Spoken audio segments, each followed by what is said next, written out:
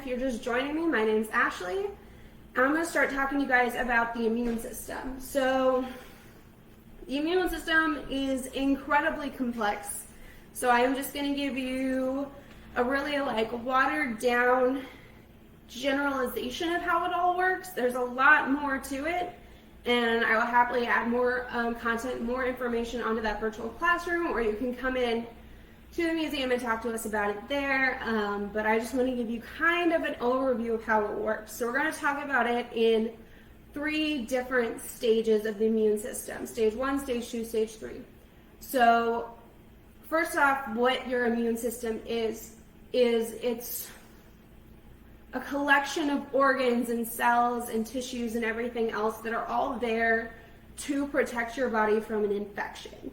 And an infection is what happens when germs get inside your body and they multiply and replicate. And they invade your body and they invade your space, and they do that until they make you sick. We don't like being sick. Sick is no fun. We can't be our best selves when we're feeling sick. So we always want to try and prevent those infections, because those infections are what make us ill. And the big thing to remember is that germs can only make us sick when they get inside our bodies. So the biggest thing we're always trying to do is prevent them from getting inside our bodies. So that's why stage 1 of your immune system is things like your skin. Your skin is part of your immune system. It's basically a shield all the way around your body, preventing germs from getting access to you. Now, you can, get a cut or a scrape in your skin, and that provides access into your body. You've also got spaces in your body that are open and not covered by skin, like your eyes and your nose and your mouth, a lot of things around your face. And those are covered by what's called mucus. And all of those have mucous membranes that cover them, and then you got extra mucus in your nose that I'm sure you guys know more commonly as snot. So I've got some snot here. I made some slime earlier. It was my first time making slime, and I thought I completely ruined my spoon, but it's fine, don't worry. My spoon lived. But what mucus does and what your snot does is it actually traps the germs. So we're going to pretend today that these little red sequins that I've got, I'll show you, these little red sequins are germs,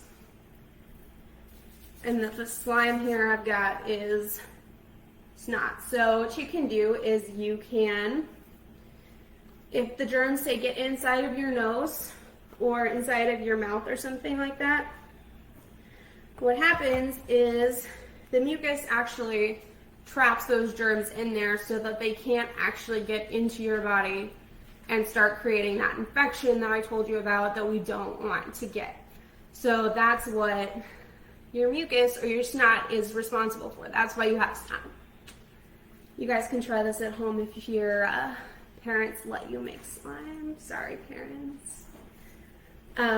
So those two, your skin and your mucus and other physical barriers to the exterior, are all part of stage 1 of your immune system. If you wanted to include like a stage 0, that would be things like washing your hands and staying away from sick people. Things like that are preventing those germs from even getting close to you. Now we're preventing them from getting inside of you. So, like we said, that doesn't always work. Sometimes the germs do get inside of your body. Maybe you get a cut, maybe it makes it past all the snot in your nose. The germs have gotten inside of you. Your body has a second set of, we're going to call them heroes, that come after the invaders that are coming into your body. So at this point, you've got things like a fever. Your body will create a fever, so that's when your body gets hot. It elevates the temperature, and what it's doing when it creates a fever is it's trying to make it a very uncomfortable environment for those germs so that they don't want to stick around very long.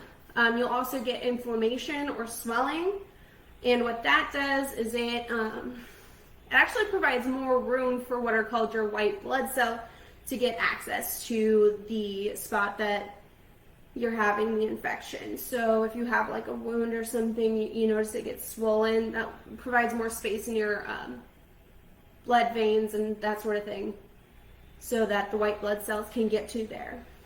And at this point, you'll have two different types of white blood cells that are working at this site at stage 2.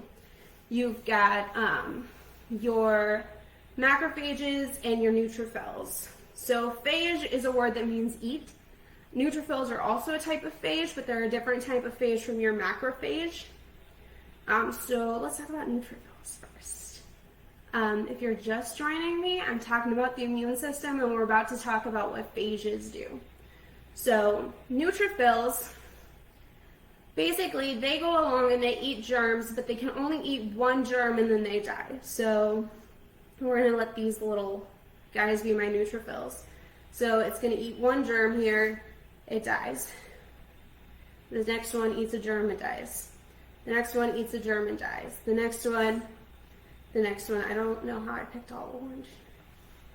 And it keeps going down the line. And eventually you get this clump of dead neutrophils, and that's what creates pus, actually. So when you have pus, that's a bunch of dead neutrophils that have gone through and eaten a bunch of germs that got into the wound site or whatever. And then you have macrophages. So macrophages do basically the same thing, but they can eat multiple germs. They don't have to pass away after each one. So they just go along and they gobble them all up. So that's the difference between your neutrophils and your macrophages. And those are both part of stage 2 of getting rid of germs and fighting off an infection for your immune system. So stage 1, remember, were our barriers. Those were our skin and our mucus. Those are the ones that are preventing the germs from even getting in our body. Stage 2, we just talked about, we had the fever, the inflammation, the pus, the phages, all of that were part of stage 2. Stage 1 and stage 2 are both what we call non-specific. So what that means is they don't care what type of infection it is, they're going to treat it the same way.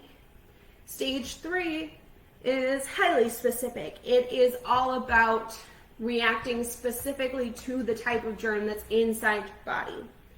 So if you get a cold germ inside your body, it's going to act different than if you get a flu germ inside your body, than if you get a strep throat germ inside your body, if you have rash germs inside your bodies. All these different things your body is going to react differently to based on what type of germ it is. So I was a little silly and I made a germ. This is Sherm the germ I made here. So if you can see sticking out of Sherm the germ here, I've created an antigen. So an antigen is part of the germ or whatever toxin gets inside your body. It's not always a germ that has an antigen, but basically this is the marker that your body uses to recognize what type of germ or outside substance has gotten into your body. And your body has antibodies, which are what connect to the antigen. And your body has specific antibodies for each and every different antigen. So this antibody can't connect to this antigen because they're two different types. They don't work together. But this antibody does work, and it would connect to this. And once this antibody is connected to the antigen, a lot of antis. Now your body has this marker and has recognized this, and it knows how to respond to that. And it creates the immune response that you need to fight off that infection before it can make you really, really sick. So basically your body has specific antigens for different things. If your body's never seen a certain germ or illness before, it might not know how to make those antibodies. And so it's going to take it longer to respond to that germ or that antigen that's inside your body. And it's not going to be able to start healing you as fast. So that's why you do things like getting a vaccine, because it introduces your body to that so it can start making the antibodies and start making memory cells that remember how to respond to that type of foreign substance, whether it be a germ or whatever. So there's different things you can do at home to help your immune system work better, you can wash your hands. Washing your hands is a great way to help your immune system because it keeps the germs off your hands so that the germs aren't even getting into your body. Other good hygiene habits also do the same thing, washing your body, taking a bath or shower, brushing your teeth regularly. All of those are important things to helping your immune system out. Getting plenty of exercise, eating healthy foods. If you're eating fruits and vegetables that cover every color of the rainbow, those are going to do an excellent job at getting you all the different types of nutrients that your bodies need from those fruits and vegetables so that your immune system and the rest of your body has all the tools it needs to be successful. You can also stay away from people that are sick. If you know somebody else is sick, then staying away from them is a good way to help your immune system not get those germs inside of you. Drinking plenty of water also helps your immune system. And getting rest when you need it. Make sure you're getting those 8 to 10 hours of sleep that you need every night, 10 to 12 for kids.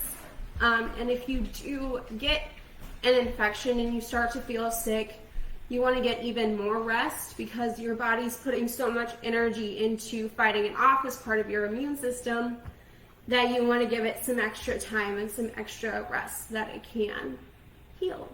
And you'll notice all the things that you do to help your immune system are all the things you should be doing to stay healthy anyway. So it's not like there's any special tricks that you need to do to help any certain part of your body. Your body is all one thing that's working together. So all the things that you do to stay healthy are going to help all the individual parts. So yeah, that's my spiel on the immune system for today.